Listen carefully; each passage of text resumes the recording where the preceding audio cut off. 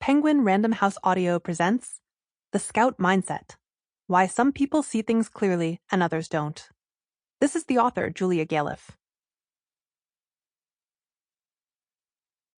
Introduction.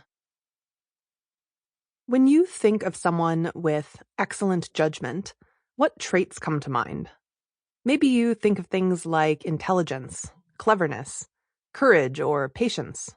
Those are all admirable virtues, but there's one trait that belongs at the top of the list that is so overlooked it doesn't even have an official name. So I've given it one. I call it Scout Mindset, the motivation to see things as they are, not as you wish they were.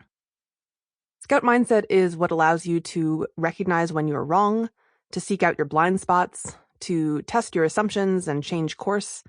It's what prompts you to honestly ask yourself questions like, was I at fault in that argument? Or, is this risk worth it? Or, how would I react if someone from the other political party did the same thing? As the late physicist Richard Feynman once said, the first principle is that you must not fool yourself, and you are the easiest person to fool. Our capacity to fool ourselves was a hot topic throughout the 2000s and 2010s.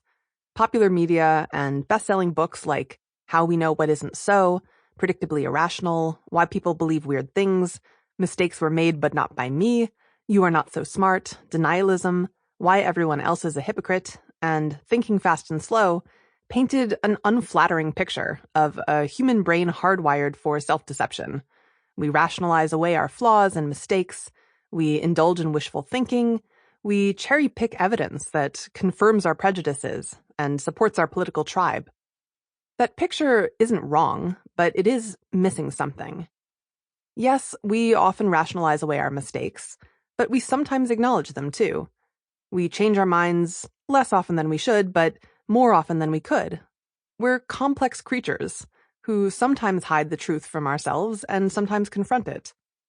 This audiobook is about the less explored side of that coin, the times we succeed in not fooling ourselves, and what we can learn from those successes. My path to this book began in 2009 after I quit graduate school and threw myself into a passion project that became a new career, helping people reason out tough questions in their personal and professional lives. At first, I imagined that this would involve teaching people about things like probability, logic, and cognitive biases, and showing them how those subjects applied to everyday life. But after several years of running workshops, reading studies, doing consulting, and interviewing people, I finally came to accept that knowing how to reason wasn't the cure-all I thought it was. Knowing that you should test your assumptions doesn't automatically improve your judgment, any more than knowing you should exercise automatically improves your health. Being able to rattle off a list of biases and fallacies doesn't help you unless you're willing to acknowledge those biases and fallacies in your own thinking. The biggest lesson I learned is something that's since been corroborated by researchers, as we'll see in this audiobook. Our judgment isn't limited by knowledge nearly as much as it's limited by attitude. None of which is to say that I'm a perfect exemplar of Scout Mindset, by the way. I rationalize away mistakes. I avoid thinking about problems. I get defensive in response to criticism. More than once, during my research for this book, I realized I had essentially wasted an interview because I spent it trying to convince my interviewee that my thesis was correct, instead of trying to understand their point of view. The irony of my being closed-minded during an interview about open-mindedness is not lost on me. But I'm better than I used to be, and you can be too. That's the aim of this audiobook. My approach has 3 prongs. 1. Realize that truth isn't in conflict with your other goals. Many people actively resist viewing reality accurately because they believe that accuracy is a hindrance to their goals, that if they want to be happy, successful, and influential, it's better to view themselves and the world through a distorted lens. Part of my goal in writing this book was to set the record straight. There are a lot of myths out there about self-deception, some of which have even been promoted by prestigious scientists. For example, maybe you've seen one of the many articles and books claiming that quote, studies show that self-deception is part of mental health, and that seeing the world realistically only leads to depression. In Chapter 7, we'll examine the questionable research behind these claims and discover how psychologists fooled themselves about the benefits of positive thinking. Or maybe you hold the common belief that when you're doing something hard, like starting a company, you need to be delusionally overconfident. You might be surprised to learn that some of the world's most famous entrepreneurs expected their companies to fail. Jeff Bezos put Amazon's probability of success at about 30%. Elon Musk estimated a 10% chance of success for each of his companies, Tesla and SpaceX. In Chapter 8, we'll come to understand their reasoning and why it's valuable to have a clear-eyed picture of the odds you're facing. Or perhaps you share this widespread sentiment. Sure, being objective is a good thing if you're a scientist or a judge, but if you're an activist trying to change the world, you don't need objectivity, you need passion. In fact, as we'll see in Chapter 14, Scout mindset complements passion. We'll travel back to the height of the AIDS crisis in the 1990s and discover why Scout mindset was so crucial to activists' success in stopping the epidemic. 2. Learn tools that make it easier to see clearly. I've packed this audiobook with concrete tools you can use to get better at Scout mindset. For example, how can you tell when your own reasoning is biased? It's not as simple as just asking yourself, am I biased? In Chapter 5, we'll learn thought experiments like the outsider test, the selective skeptic test, and the conformity test to examine your reasoning about what you believe and what you want. How do you decide how certain you are about a particular belief? In Chapter 6, we'll practice some introspection techniques that will help you pin down your level of certainty from 0 to 100% and train you to recognize what it feels like when you're making a claim you don't really believe.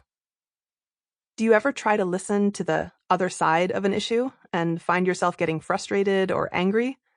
That might be because you're approaching it the wrong way. In Chapter 12, I'll share some pointers that make it much easier to learn from opposing perspectives.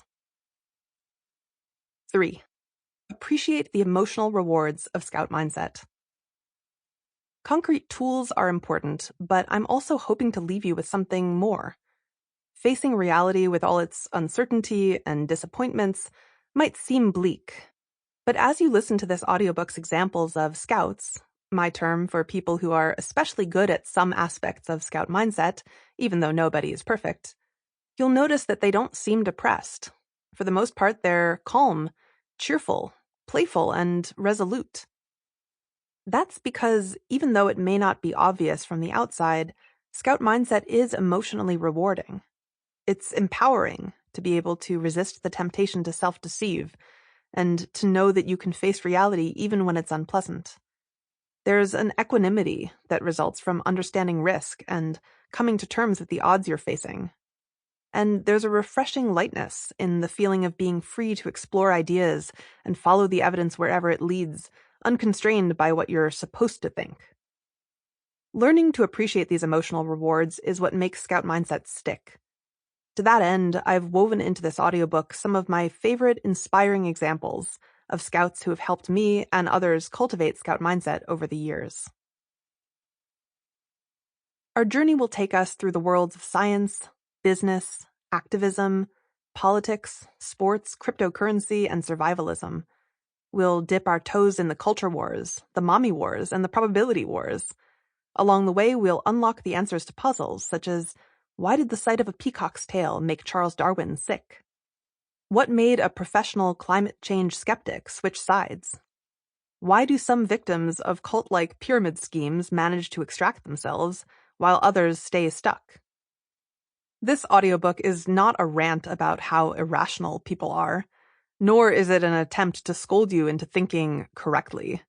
It's a tour of a different way of being, one that's rooted in an appetite for truth, and one that's both useful and fulfilling, and, in my opinion, woefully underappreciated. I'm excited to share it with you. Part 1. The Case for Scout Mindset. Chapter 1. 2 Types of Thinking.